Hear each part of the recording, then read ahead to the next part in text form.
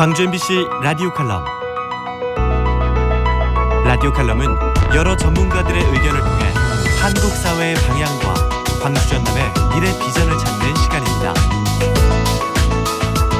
오늘은 지방선거란 주제로 이화경 소설가와 함께합니다.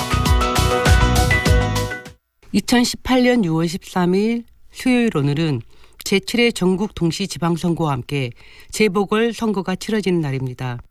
본 투표에 앞서 6월 8일 금요일과 9일 토요일 이틀 동안 사전투표가 이루어졌습니다. 이번 지방선거는 일명 깜깜이 선거라고도 하고 후보자들이 너무 많아서 후보자의 정보를 정확하게 인지할 수 없어서 무지 선거라고도 불리고 있습니다. 깜깜이 선거 탓에 투표하는 입장에서는 후보자에 대한 판단을 할 수 있는 잣대가 가까운 지인들이나 친인척들이 지지하는 후보인지 아닌지가 되기도 합니다. 후보자 간의 뚜렷한 차별성이 부각되지 않은 상황이다 보니 후보자의 학연, 혈연, 연고, 지역 출신 등과 같은 1차적인 유대감에 따라 지지할 후보자를 결정하는 감정적인 투표를 하는 상황이 벌어지기도 하더군요. 무엇보다 안타깝게도 SNS상에서는 정책 토론이나 건전한 경쟁은 사라지고 상대 후보를 향한 마타도우가 극성을 부리고 있는 것을 보았습니다.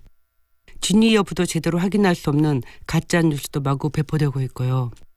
저도 지난 9일 토요일에 사전투표를 했습니다.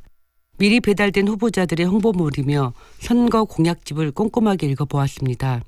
왜냐하면 지방선거는 생활정치이기 때문에 지역사회의 심부름꾼이자 일꾼의 역할을 할 후보를 선택해야 제 일상이 잘 유지될 수 있기 때문이니까요.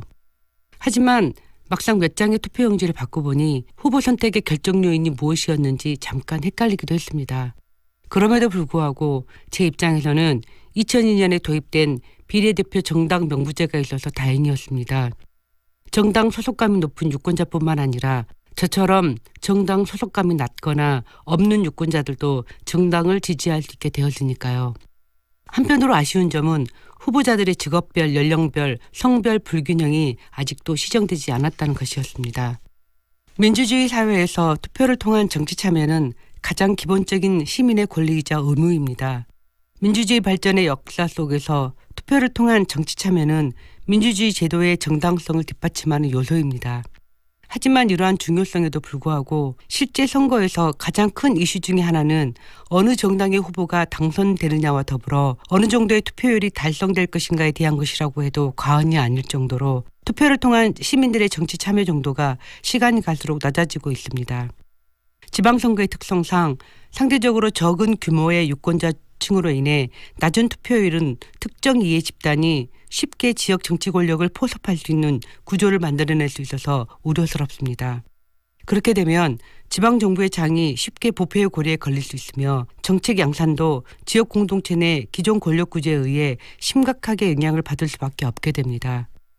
무엇보다 지역사회의 투표를 통한 정치 참여는 지역정부의 정책 형식을 이끌어낼 수 있는 가장 중요한 실천입니다.